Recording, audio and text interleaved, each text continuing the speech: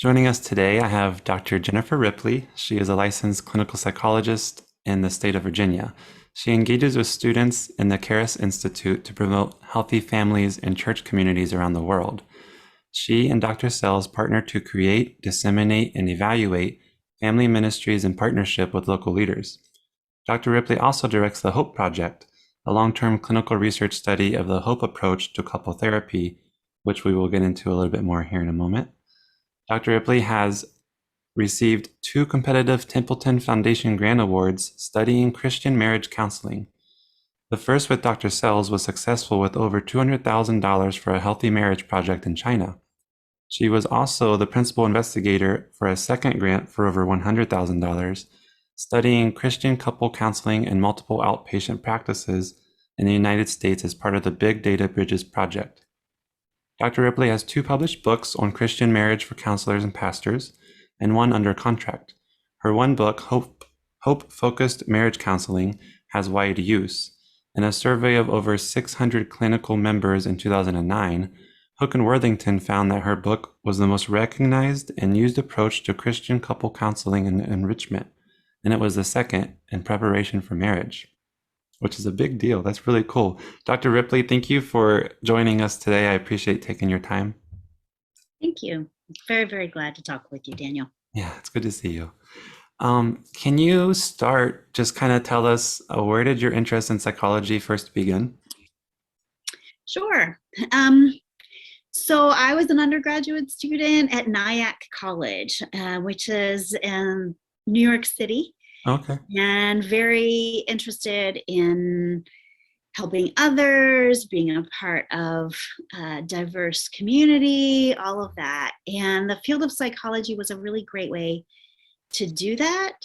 I had thought I wanted to be a professor for a long time, actually.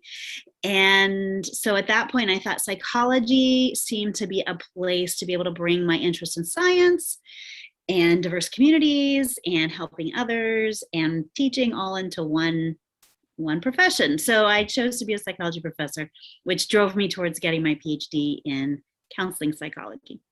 Okay, so you have a PhD in counseling psychology, not clinical psychology?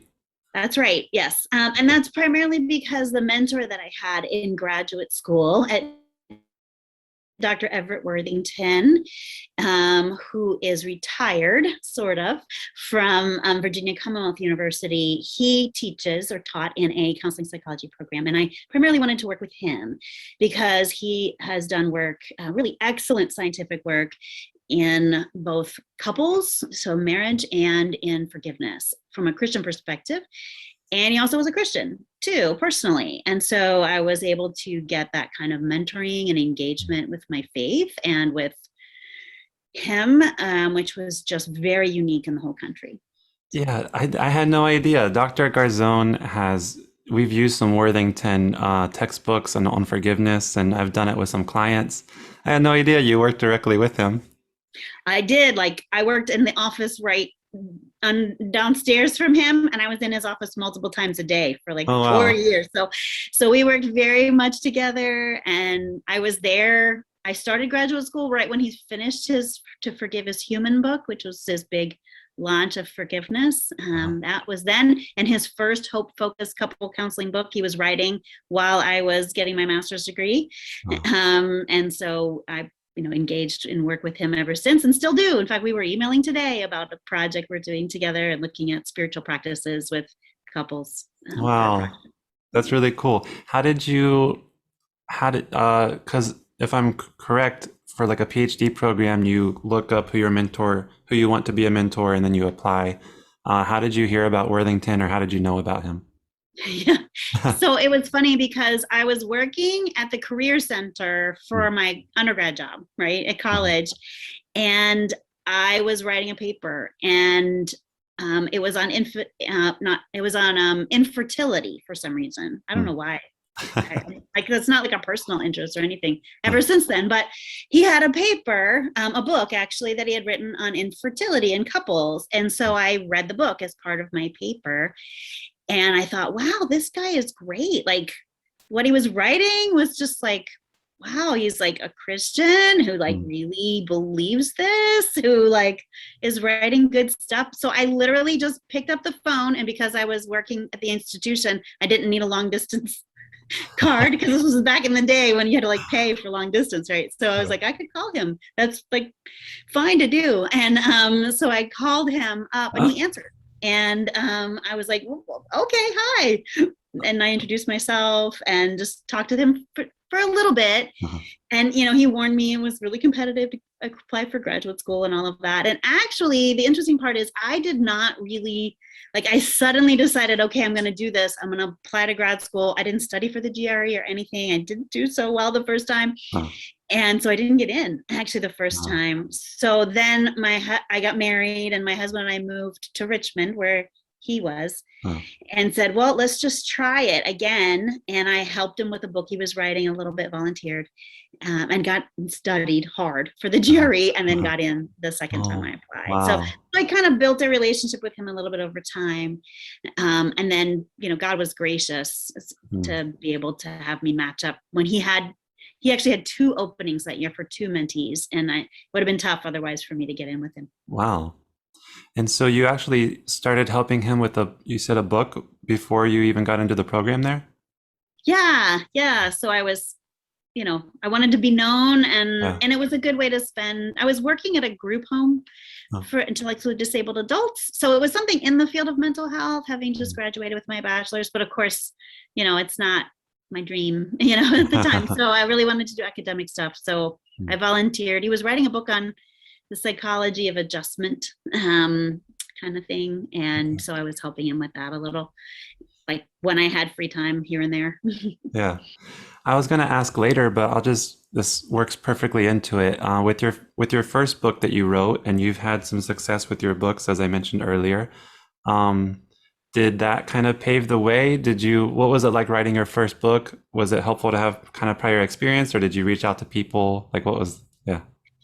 Right. Yeah. So doing my first book, I had put it off, to be honest, because, well, somewhat I've been a little snooty about, like, I do research. I don't write popular books, you know, and it's Yeah. kind of a snooty thing to say. I also have just been a busy professor, and I'm not a natural at writing. Oh. So I was up for a sabbatical, and which at Regent is a semester to be able to work on a project where you don't teach or come into meetings, you just work on that project. And so I approached Ev Worthington, who's the second author on that Okay. book. So it's a Ripley and Worthington book. Mhm. And I approached him and said, hey, I've got a sabbatical. I think I'd really like to write, you know, it's been 10 years since the first Hope Focus book came out. I think I'd like to write the updated version. And would you be up for that? And he said, yeah, absolutely. So I had lots of mentoring with him that Mm. way. But it was difficult. I'm not a natural writer. Some people can sit down and they write this beautiful Mhm. 40 pages in a day or something. And that's not me. I have to work pretty hard at it. That's not how my brain works. So, Yeah. so I needed a semester to write it. Mm. Oh, you did So I it was in one writing, semester. I did it in about 4 months, from the time at which we got accepted from InterVarsity Press as a publisher to the point at which I had like a good draft that Ev and I had agreed on was ready. Mm. Took about 4 or 5 months to do that. Was it easier to get a publisher with having his name attached on there? Absolutely. Yeah. Yeah. It's extremely difficult to get a publisher unless you've been published. Mm. So one of the best ways to get published is to partner with people who are published already Mm. and have, you know, ask them to basically mentor you through the process as second or third author, and then turn that around. Even then, like, in particularly in my area, marriage and family, Uh-huh. you have to have an agent and everything for anything other than academic publications. Oh, okay. So it's pretty competitive for like popular publications. Yeah. And what is the book that you're working on now? So we are working on, this one is Worthington and Ripley. So Uh-huh. he wanted to write one more Okay. in his post-retirement time frame. And this one is with Routledge. So we have a contract with them, and we are starting writing that next year, Mm. really. And it is a secular version of it. So Oh. the first 2 versions were with InterVarsity Press. So a Christian, largely evangelical or ecumenical Christian publisher. This one would be secular. So we're going to take it and use positive psychology framework, and that way it can roll out and be utilized, the hope focused approach, with any clinician. Yeah, that's cool. That's cool. And so you, with your research team here at Regent, you lead the Hope Focused Project research team, right? And is that, you mentioned that Worthington that was one of his first books about yeah. And so that's something that you kind of just adopted and ran with, and now you're doing here at Regent. Is that, am I understanding that correctly? That's how it went, right? Yeah. So when I was at VCU is when the first study was done. I was a second year doctoral student then, and the first study was being done on hope focused approach. So I was one of the clinicians in that study, and we were implementing it. And I just thought, this is what I was meant to do. Like, I love this. I love doing the research. There's a creative element to developing approaches where you're developing ideas and interventions and kind of constant revisions based on new research that comes out in the field. And so I just thought, this is exactly what I want to do. And it worked out great. Ev, as a person, is not jealous, if that makes sense. Like, he is very willing to share. Good. And even, financial sharing, so there's like a risk, like my publication might have caused his first one to like go down. And he's like, yeah, that's not what matters. What matters is we need to get the word out, kind of thing. We need to get, the ideas out in the marketplace. And so, so I followed his lessons on that. And I think, I'm mid-career, right, in my life, and he's in his 70s. He's going to keep trucking. He may outlive me at this point. I'm not sure, but he's working pretty hard still. But the idea is that a lot of some of the good ideas in marriage intervention were created by people that are now in their 70s, 80s, or have passed away. And you can watch their concepts and their research just like go like, so once the originator kind of passes on, if somebody else doesn't take it on as their, mission, then you can see like the impact of it go away. And so maybe when writing that first book about 10 years ago, when I was really working on that, that really came to me as like a message from God. Basically, it was just kind of like, this is part of who I'm supposed to be, is to take that piece of what Ev has done and partner with him and carry it on so that it lives for hopefully many more decades. Yeah, and that's really neat. Can you tell us about the Hope Project and kind of maybe what it entails?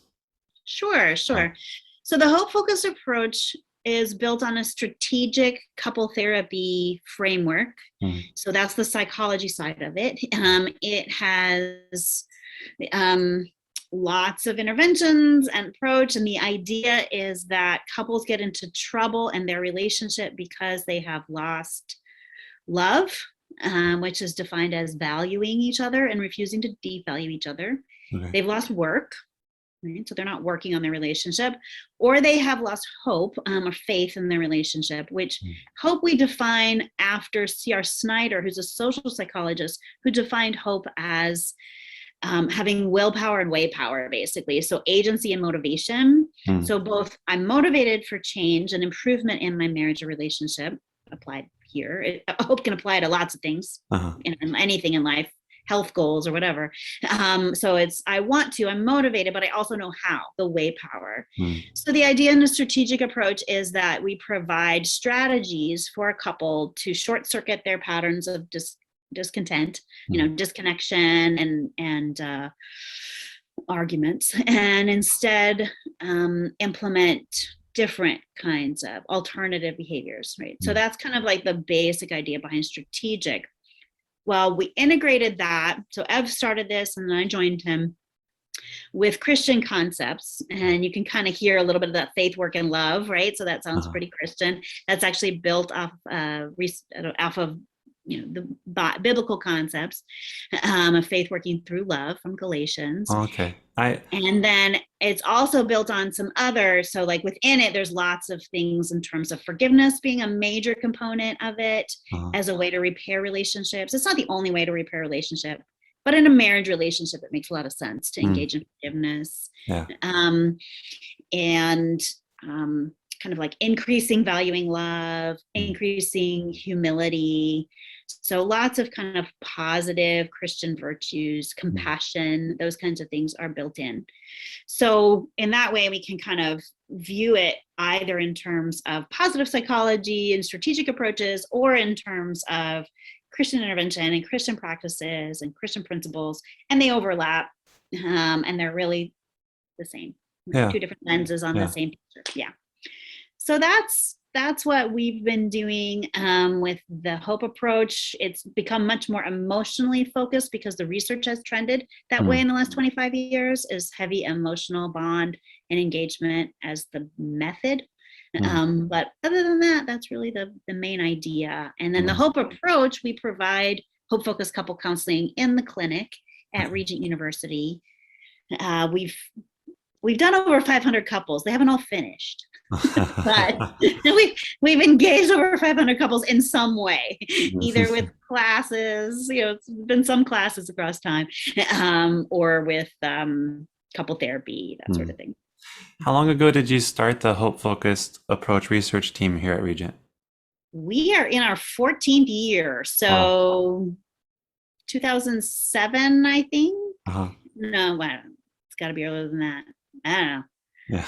Yeah. Well, no, 2007 would be 14 years ago, right? Yeah, it's 21 this year. So yeah, that was the year we started. It was 2007. And students coming into the program, they can join their first year, but they start seeing couples their second year. Is that correct? That's right. Yeah. Okay. So first year is time spent in observing couples in the clinic itself, so in the tunnel behind the glass, observing what's happening with the couple, being part of the team by participating in group supervision weekly, and then giving their ideas, that sort of thing. And they also read the book in their first year. They take a little content test, and they kind of get a sense of how everything works, right? You just learn so much by just doing, right? So getting in there and doing. So they do that the first year, and then second year is typically people start in the Psychological Services Center in their practica, so they would do that and start. So second years are clinicians, third years are advanced clinicians, and then in the fourth year, those who've stuck it out, they will be the supervisors, and we provide group supervision. So they move into being a couple therapy supervisor that year. Cool.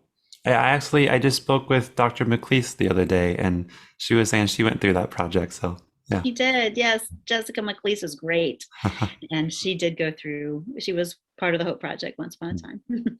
You mentioned earlier the work, love, and faith. And to work and love reminded me of the Freud. That was his kind of to work and love, right? Remember that? Yeah. Yeah. And then, and you were talking about how there is a lot of overlap. So it will be interesting to see this book that you guys are working on to kind of move it over to the secular world. I don't know a whole lot about couples therapy, but I was recommended the John Gottman book. I think the 7 principles, I think, of making marriage. Yeah. And how would you say, how much maybe overlap is there with your guys' work and his, or maybe the kind of methods behind it? Right. Yeah. So there is a lot of similarities. So he also has what you call a modular approach, and we have that as well. So there's an underlying theory behind the sound marital house, kind of 7 aspects of relationship and kind of building people. In the Gottman approach, as people are building towards stronger fondness and admiration, stronger spiritual connection is part of it. It's not the centerpiece of it, but it's a piece of the puzzle. So in that way, it's kind of modular, if that makes sense. So it's kind of like you kind of focus on what part you want to focus on. And it's also heavily researched. So Gottman, to his credit, spent decades, his whole career basically studying couples at major universities with really big giant grants and wonderful grad students. And so they did all kinds of work to build basic theory that the rest of us have learned from, you Okay. know. Yeah. And so he's gone through kind of all the phases of behaviorism and emotion focus that have Mm. happened in couple therapy. So there's a lot of similarities there. And in fact, if you look in my book, in the Hope Focus couple book, you'll find some of his interventions sitting in there. Okay. So, you know, I beg, borrow, and steal from anything that's good. So, Yeah. Yeah. so there's some real similarities there. I think differences are that we are built on a more strategic model. Hope Focus is also explicitly Christian in its primary expression. So it's got kind of like from the theory up, it's got Christian integration all the way through to interventions like prayer, how to have a good prayer with for a couple, right? Yeah. And something that's healthy. So I would say that versus like Gottman spirituality is more of a module within the larger That framework. makes sense. Yeah. Yeah. And can you, I was really interested in reading your bio that I mentioned earlier, you got that grant to do the healthy marriage work in China. Can you tell us a little bit about that? That sounds really interesting. Okay. This is the wildest thing that has ever happened to me, really. Okay. This is what happened. I'm ready. Is that I'm sitting around one day, all right? Yeah. And Jim Sells calls me up, right? And so Jim and I had known each other. He teaches in the counselor education PhD program, and he does marriage things also. So we, you know, we talk now and then, but we kind of we're in different programs doing one thing. He calls me up and he says, so a government agency in China called the CBN office in China and said, we have problems in China with divorce. They also mentioned suicide, but with divorce, and the divorce rates have been climbing as China has westernized, divorce rates have gone from like 5% to like 35%. So disruptive levels of divorce. Yeah. You know, could CBN help us with that, Wow. right? So the Dr. Anna at CBN China is just a really wonderful woman. She called up the main CBN office, which if people don't know is connected to Regent right across the street. And Jim's wife works as a reporter for CBN too. So she heard about it and basically they knew about us and they called up Jim and said, hey, is there anything you want to do here? And Jim and I got our heads together and said, well, what could we, I mean, like when the government of China calls you, you should do something, right? But they didn't come with money. They didn't say, hey, like, you know, and we thought to do anything in China, we're going to need some resources. So we went to Templeton Foundation and we said, look, this is our story. This is what we want to do. Will you fund it? So we went through their process, which takes like a year to go through their process, and they provided funding for us to do that in China. So it was really exciting. Lots of fun things happened.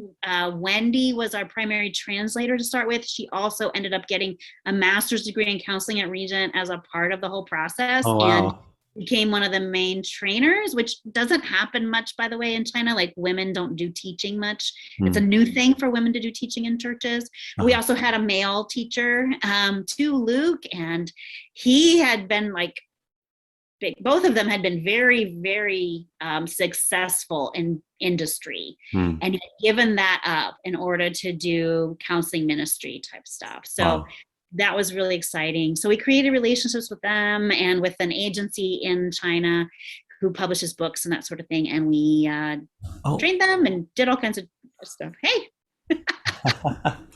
went for a trip there. Yeah.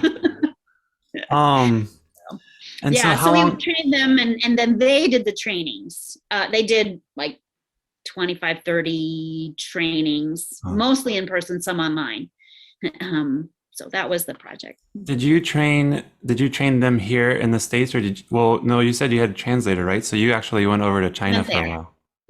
We went there. We went 2 trips, one at the beginning to kind of like scout, find Wendy, find ZDL, which was our publishing company, talk to the CBN office, like kind of get our network together. And then the second trip, we got to bring 2 students with us, one PhD student, Christine Lau, now Dr. Lau, who's in Hong Kong. And she is wonderful. And Lydia Collins, who is a psychologist now in Southern Florida, and they came with us. So we had a whole team and we were able to we did the training and Wendy translated it and Luke was there and we created it all in Chinese, and then they took it and started implementing it. And then we had research. We had a survey study, we had a pre-post study, we had all kinds of efficacy studies. That So sounds awesome. it was really fun. Yeah, I wish we could have done 5 trips, but Yeah. it's amazing how quickly grant finances go. but it was a great study. We got to support Wendy and Luke and their ministry work through it, which was just maybe the best thing about that, was making relationship with them and just seeing God's working in their lives. And and then with the doctoral students who worked with us, they've been able to go on. We had a couple dissertations out of the project, so it was really exciting. How often is it the Chinese government calls you up, right, and asks you to? Right? This is So, the weirdest thing that's ever happened in my life. how was it with the Christian aspect of things? I know that, yeah. Yeah, it was really exciting to be there and be a part of it. I actually grew up in a denomination called Christian Missionary Alliance. So my parents almost became missionaries, actually. And Okay. so we had missionaries in my house all the time growing up. Like praying for China was like a normal thing, and all of that. And so for me to get to go there and actually, you're not officially allowed to sit in a Chinese church if you're American. So we kind of wandered in late before we were having our speaking engagement. So just being able to see like the end of a Chinese, church meeting that was in a hotel. So, it's not like people are hiding and, that kind of stuff. But having trainings for church leaders that we did, and talking to people from the Three Self Church, the official Chinese church. So it was really exciting. I think things maybe now in 2021 are more restrictive than they were when we were there a few years ago. That was when we actually went there. And so things ebb and flow. But at least in Beijing, Christians were actively at work, and they were really just a beautiful group of people. That's really neat. It was moving. I went to I think it was called Xi'an in China. I went to there's I think it's near the what is the Soldiers? So is that southern border area? I don't know. No, the Terracotta Army. Have you heard of them? Oh yeah. Yeah. Oh, I wish we could have seen that. Yeah. I went to go around that region one time, and I was by myself, and I was eating, and I just habitually prayed for my food. And then a few moments later, a Chinese couple came over to me, and they asked if they could sit with me. And they were like, "Oh, are you Christian?" And then I didn't even understand why they knew that. So I said, "Oh, what makes you?" And they were like, "Oh, we saw you pray for your food." And they said that they were Christians and missionaries had come through. And I spent the rest of the day with them. They were awesome. And wow. Yeah, so that was really cool. Yeah. That's really great. Yeah. I mean, it's just like a whole country of adult converts, basically, right? Because conversions are happening so quickly. It's pretty amazing. Yeah. So working back, I was going to ask, do you do much individual therapy? Myself, I supervise individual therapy, and I have I have one case right now that's a long-term case that I keep, but I'm actually my own practice, Ripley Consulting, is only open to couples at this point in time. So I've limited it because that's my specialty, and I just really felt like I wanted to focus on that in my own practice. So that's what I do in my clinical work. I enjoy individual. I enjoy group therapy a lot too, but there's only so much bandwidth. Yeah, of course. I was going to ask about your theoretical orientation and how much does it carry over from maybe an individual lens to couples? Sure, yeah. So I had varied training, which is good. I'm really glad I had really varied training. So I had like CBT, interpersonal. My internship year was seriously psychodynamic and object relations, and then lots of couples all the way through. So I definitely would say that I am heavily influenced by interpersonal theory still. and I do a good bit of object relations. And then since that time, third wave things have also picked up. And so I've picked up those things with ACT and DBT. And Yeah. so I try to flex with what the clients need, obviously, and be able to do a little bit of everything. But I do love I love a good object relations. I love a good Klein or Kohut kind of model where I kind of reflect on introjects and mirroring and mother figures and all of that stuff. Yeah. Okay, great. Thank you. This is kind of maybe a silly question, but how is it being a couples therapist and being married? Like, are you, yeah, do you see a lot of your marriage or relationship through the lens of like a couples therapist, or what's that like? Sure. Yeah. Yeah. It's always funny. When I talk to other couple therapists, who do this, we kind of sometimes will laugh and our spouses just kind of bond. Yeah. So, yeah. So there's been a long time. So you have to remember too, like I got married. I was very young. I was 21. So I've been married to my husband for 28 years with Jeff and I. We've been together since middle school. So we're a weird couple. But so he was with me through the whole thing, what I mean? Like from the beginning through the whole thing. But we've had a long standing when introducing people, oh, what do you do? That kind of thing. Oh, I'm a psychologist. I specialize in couple therapy. And if my husband is there, we both kind of look at each other and go, poor thing. You know what I mean? It's just a joke. And in couple therapy, even like, oh no, so yeah, there have been missteps along the way because I'll get really excited about something and I'll be like, oh, we need to read this John Gottman book, honey. I love it. And he's like, not that guy, he works for the housing department. He could have been an accountant. Like he does paperwork, like that's his mindset about things. And thank God for it. Cause the bills wouldn't get paid otherwise. So, so I've made some missteps along the way. Like just cause I'm excited about it doesn't mean that we both have to be excited about it. But it is helpful to have. And, if nothing else, one of the things that happens in doing couple therapy and writing about couples work is it's humbling because, I'm repeatedly saying things to people, encouraging people to be compassionate, empathize, I don't know, use your skills, and relational skills, like whatever it is that I'm doing with people, forgive. And then I have to go home and look, and I'm like, oh, I'm going to have to forgive. Okay. Do that, I know how to do that. So, and in many ways, we're just very lucky having been together so long. We were in the same church and everything. So we have some really things about our relationship that are easy. Every couple has easy things and tough things, and we have some tough things too. But overall, I'm very thankful, very grateful to have landed with the love, my life love, when I was so young. Yeah, it's very lucky.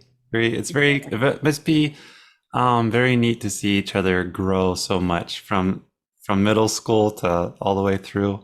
Middle life now, yeah, having raised 2 daughters together and all of that. So, it's a long life. How was it? At what point in your career did you decide to start having children? So our plan when we were in school together at VCU, so we were both students. Dirt poor in our 20s, throughout basically our whole 20s. We just had nothing. It was like ramen noodles all the time. So it was just the two of us. And so our plan was I was going to try to get tenure first, and then we would start our family. So probably like in our mid 30s. So kind of a long time to wait. Yeah. But my husband was working politics actually at the time and decided he didn't really want to do that anymore. And he really actually felt a sense from God that we should go ahead and start our family. And he would go and get a master's degree in public administration. And so, we prayed about it for a little while and then we were like, okay, I guess we could start our family. So we started the family let's see. I started at Regent in the summer of 99. I had Lydia in January of 2001. So pretty quickly, pretty early. So, and then we added Liz 2 years later. So 2.5 years apart for them. Okay. So we kind of crunched it. There were some things though, like particularly Liz had in July, like that child was like, I really want a July baby. I don't want to have to deal with leaves of absence. I don't want to all that is really hard. So it's a lot of teachers, whether it's teaching elementary school or college, have deal with that kind of stuff. So, Mm. but I'm really grateful. Regent, and particularly Bill Hathaway, who's the current vice president, has been so supportive of me that for 20 years, I was able to be a good mom, to feel like I could be there for my kids when they needed me, show up for the Star Student Awards, and, take them to soccer and all that. I might have been doing email on the sidelines while they were doing their soccer game. But so I've been very grateful for that. And some environments are great for that. Other environments are tougher on that. Yeah. So. Am I right to say that you had to kind of maybe argue for maternity leave at first or something? Yeah, I was told, I don't know if this is true or not, but this is what I was told by staff of HR, was that I was the first faculty at Regent to have a baby and return to work. Okay. Ever. Oh. Yeah, in 2001. Yeah. Uh-huh. So they didn't have a maternity leave policy. There was no precedence. Like, nobody had a baby and come back. That hadn't happened before. So again, this is one of the reasons why I'm very loyal to Vice President Hathaway, to Bill Hathaway, is because he helped me craft that. And so I had my leave, and then I did my work, but I was a little more flexible. It was kind of like COVID before COVID, right? Where I was like, I could work from home a little more as long as I was getting my work done and everything was getting done. And those first, 6 weeks off and then 6 weeks of kind of flex, pretty flex as long as I was doing my work kind of thing. And that really made me loyal, put it that way. Made me really feel like, okay, if they can support me in kind of my time of major life transition, then I'm gonna stay here. I'm gonna make this my home. It's really neat. I don't know if you saw what Dr. Stevens is doing with, like, she's doing a monthly group kind of for mothers or those expecting to become mothers, but I think it's nice to see the university, really the people within the university stepping up and doing things to make students who are deciding to start a family through grad school have some support. That's really cool. Yeah. I'm glad that it's been one of the joys of my life, actually, to be able to support other moms and dads having their kids either while they're in grad school or new professors, that sort of thing. And just, there's just little things that you can do for each other in a community that make a really big difference in helping people with that transition, and having their first or second, or in the case of Alexandra, now alumni, fifth child while in grad school. Well, I don't know how she did that. And so you've been here at Regent since 99, is that right? 99. That's right. I was going to ask, where do you see yourself in the next 10 years? What do you think? Yeah, I think continuing to grow the KERA Institute. So one of the most beautiful things that happened with Jim Sells and I in that China project is we developed a bond. Like, he's my brother and I'm his sister. And now it's been really great through COVID.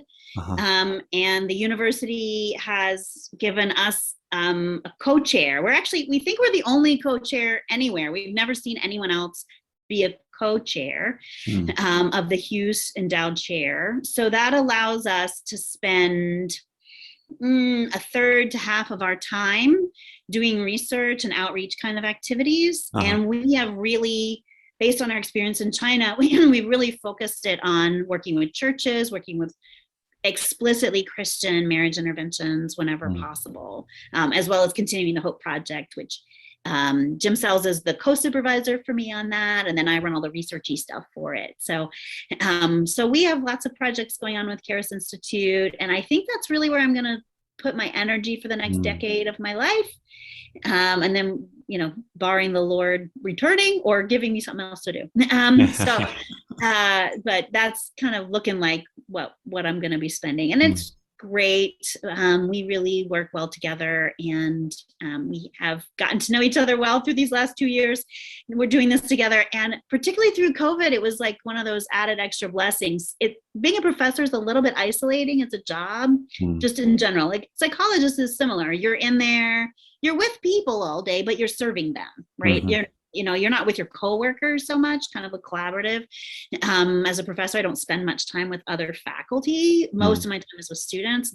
similar with a psychologist. You spend most of your time with your patients, not with other psychologists. Yeah. But because Jim and I are working together, I just didn't feel lonely during COVID, because there was like, we were meeting multiple times a week throughout, even during lockdown, we were on the phone together, on Zoom, we'd meet outside, like we were actively doing things, and it was great for that. Just encouraging people in your own career to think about that, like having a work sister, a work brother, people that, you are peers with each other, you're working together towards things. It's really great to do that. Yeah. Well, what a great friendship that you were able to develop through all of that. That's right. Can you tell me a little bit more about the different projects you have going on with the KERA Institute? Sure. So we have quite a few things going on with KERAS. In fact, sometimes we have to make lists on the board, like, okay, which project is going on? So we have a Grace Together is the main project. It's kind of our entry-level project for churches. So when you do church-based intervention, you have to kind of connect in with churches and kind of speak their language, right? And churches are about programming, right? Like there's vast majority of programming. So we developed the Grace Together program a couple years ago, putting essentially some of his things from the conflict model and the grace model, which he's done, and the hope model, put those together and made the Grace Together model. And it made that into like a 6-hour kind of intervention. We got some funding to be able to do videos on that. And so now that's kind of running. So we have churches that use it, and we do program evaluation work of it. So pre-post follow-up kind of quick measurements, and that keeps us all out of trouble. So we have that. We developed another one, like a follow-up one that's ready to go, called Loyal Love, which is essentially Christian virtues, but no one's allowed to use the word virtue because nobody shows up for a class on virtue in a church.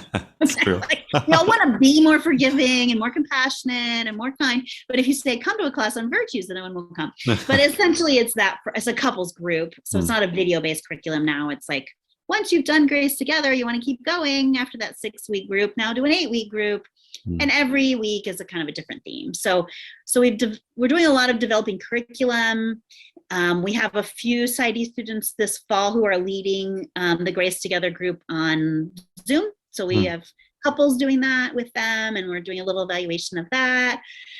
And then we're building partnerships. We're working on a book proposal that's like an edited book on ministering to families in crisis, because that's also like working with churches, you want to listen to them. And when we sit down with pastors and collaborate with them and consult with them, repeatedly they keep saying like, these couples, like infidelity, like what do I do? Like there's so many divorces, what do I do? Or we had to report child abuse, and I like freaked me out, and these pastors or family ministers of various types are really having a tough time with the families in their churches. And we said, we could help with that. So we're putting together a book proposal on that. So every chapter has a different author. So I've been spending a lot of time on that this fall, is putting the proposal together for that. So we might have some more grant stuff in the future. We'll see. That all sounds very fascinating.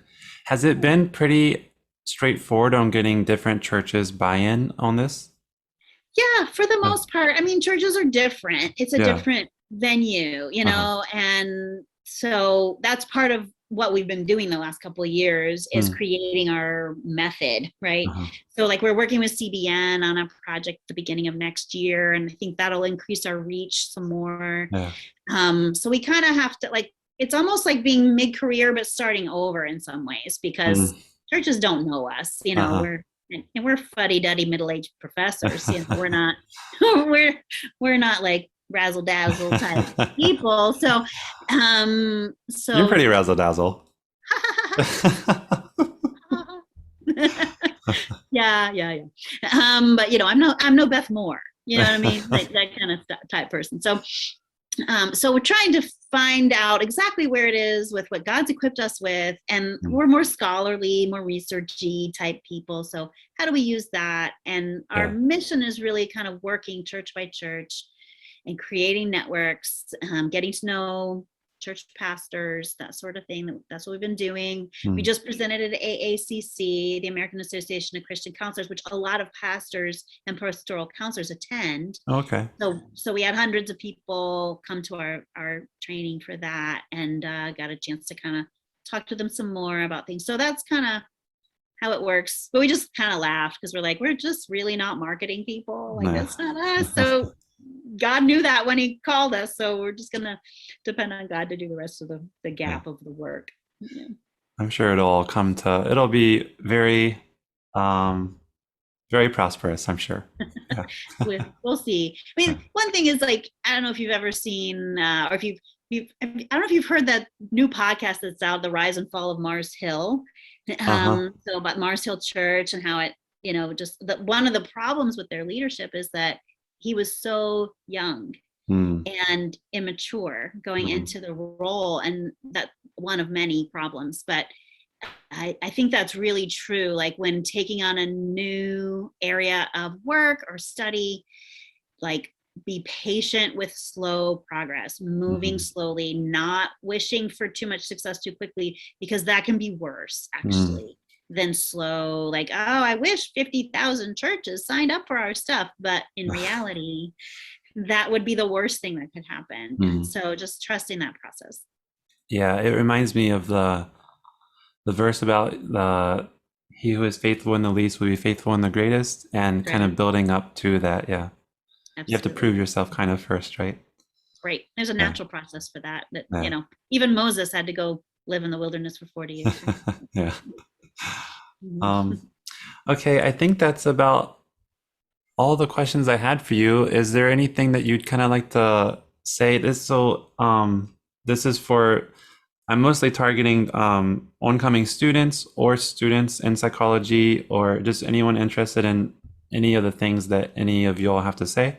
So is there anything that you'd like to say to end to close us out? Well, I just thank you, Daniel. It's just Well, been a really great way to spend an hour, and just to be able to talk about what God's doing in my life, really, yeah. and to be able to share some of that, and ways in which people can partner and join Mm. in, and kind of be part of what God is doing. And so I'm really excited about being able to share that, and hope that people will enjoy listening to this, and just really thankful and proud of you for doing this Uh, podcast series. I think it's very timely, is just exactly what is needed right now. Oh. It's been very nice talking with you today and talking with the different people I have been able to so far, because we we come in not really knowing what our future career might look like. And it's so helpful to hear how all of these different stories kind of come together, and all of the things that you're doing. And it gives us kind of people to kind of, oh, well, she did it this way, he's doing it this way, and there was a curveball here. So it's just kind of gives us all maybe a little bit of a glimpse and an idea of kind of where we want to form, how we want to form our career and what we want it to look like. And that if it doesn't turn out well, that's fine. And some of us might get calls from China, other people might not. That's right. That's right. Yeah. Yeah. Curveballs will definitely happen. And things Yeah. you think are going to happen don't happen. And threats show up on the horizon, and you think, oh no, I had to be program director. How the heck am I going to continue my mission when they needed me to be program director for several years in the past? But Yeah. it all worked out, and Yeah. it's okay. Well, thank you very much, Dr. Ripley, for joining us today. It's been a great pleasure. Thank you. Thank you, Danielle. You take care.